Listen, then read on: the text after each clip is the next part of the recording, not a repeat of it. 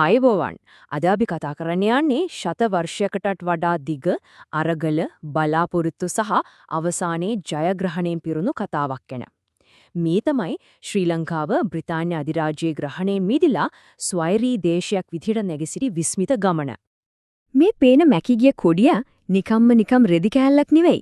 මේකෙන් කියවෙන්නේ යටත් විජිත පාලනයේ යටතේ යටපත් වෙලා තිබුණත් කවදාවත් සම්පූර්ණයෙන්ම මරලා ගියේ නැති ජාතියක ආත්මය ගැන. ඒ අනන්‍යතාවය අලු යට ගිනි පුපුර වගේ හැමතිස්සෙම සැඟවිලා තිබුණා. ඉතින් මෙතන තියෙන ලොකුම ප්‍රශ්නේ තමයි මේක. අවුරුදු 100කටත් වඩා කාලයක් තිස්සේ යටපත් කරලා තිබුණු ඒ ජාතික හැඟීම, ඒ ආත්ම ශක්තිය ආයමත් පණ ගැහෙන්නේ කොහොමද? මේ කතාවම පුරාම අපි හොයන්න යන්නේ ඒකට උත්තරයක්. හරි. එහෙනම් අපි බලමු මේ කතාව දිගහැරෙන්නේ කොහොමද කියලා. අපි පටන් ගන්නේ බ්‍රිතාන්‍යයන් මුළු රටේම බලය අල්ලගත්ත තැනින්. ඊට පස්සේ අපි බලමු කැරලි ගැසීම් ගැන, ඊට පස්සේ සටන බුද්ධිමය තලයකට ගිය හැටි, දේශපාලන වශයෙන් සංවිධානය වුණ හැටි සහ අවසානයේදී නිදහස උදා කරගත හැටි ගැන. අපේ කතාවේ පළවෙනි පරිච්ඡේදය පටන් ගන්නේ 1815 දී. උඩරට රාජධානිය බිඳ වැටීමත් එක්කම ඉතිහාසයේ පළවෙනි වතාවට මුළු ශ්‍රී ලංකාවම එකම යුරෝපීය බලවතෙකුගේ ඒ කියන්නේ බ්‍රිතාන්‍ය අධිරාජ්‍යයේ සම්පූර්ණ පාලනයට නතු වෙනවා. මේක තමයි හැමදේම වෙනස් කරපු තීරණාත්මකම මොහොත. ඔව් හරියටම කිව්වොත් මේක තමයි හැමදේකම ආරම්භය. මුළු දිවයිනම එකම කොඩියක් යටතට එනවා.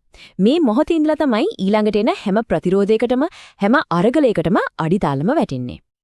හොඳයි. දැන් අපි යන්නේ කතාවේ ටිකක් අඳුරු ඒ වගේම ගොඩක් තීරණාත්මක පැත්තකට.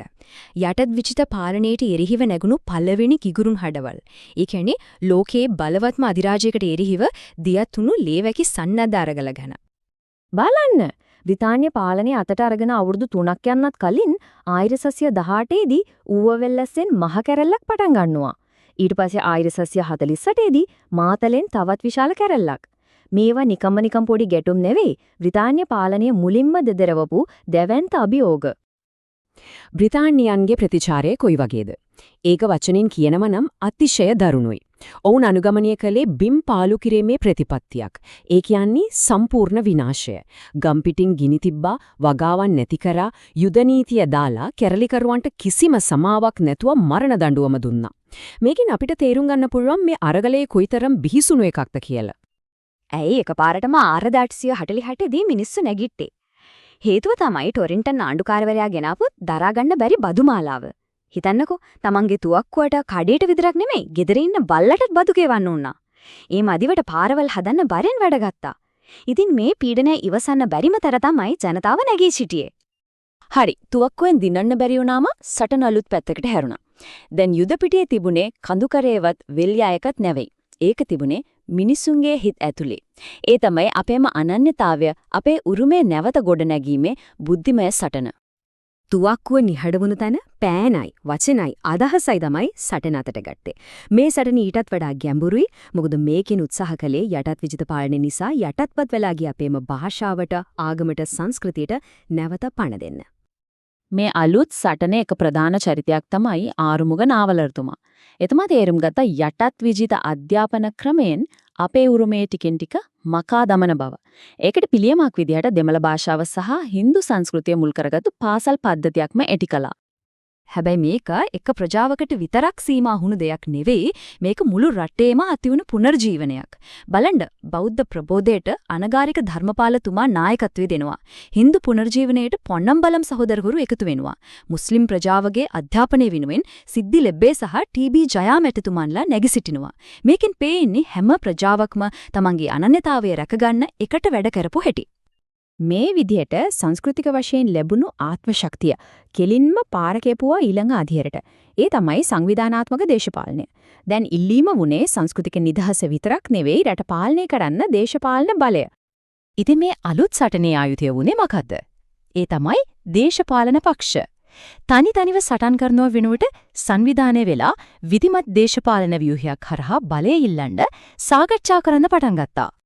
මේ කාලෙදී ප්‍රධාන දේශපාලන බලවේග කීපයක්ම බිහි වෙනවා 1935 දී පිහිටවපු ලංකා සමසමාජ පක්ෂය ඒ වගේම ලංකා ජාතික සංගමය මුල් කාලයේදී ප්‍රධාන කාර්යභාරයක් ඉටු කළා. නමුත් අවසානයේදී නිදහස ලබා ගැනීමේ අවසන් සාකච්ඡා මෙහෙයවීමේ ඓතිහාසික වගකීම පැවරුනේ 1946 දී ඩී.එස්. සේනානායක මැතිතුමාගේ නායකත්වයෙන් බිහි වුණු එක්සත් ජාතික පක්ෂයට.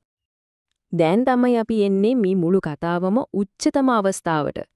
ශතවර්ෂයක අරගල කැපකිරීම සහ බලාපොරොත්තු වලින් පස්සේ නිදහසේ අරුණලු උදා වෙන මේ අසිරිමත් මොහොතට 1948 අවුරුදු 100කටත් වඩා දිග අරගලයක කැපකිරීම ගොන්නක සහ නොසලුණු බලාපොරොත්තුවක අවසන් ප්‍රතිඵලය සනිටුහන් කළ වසර.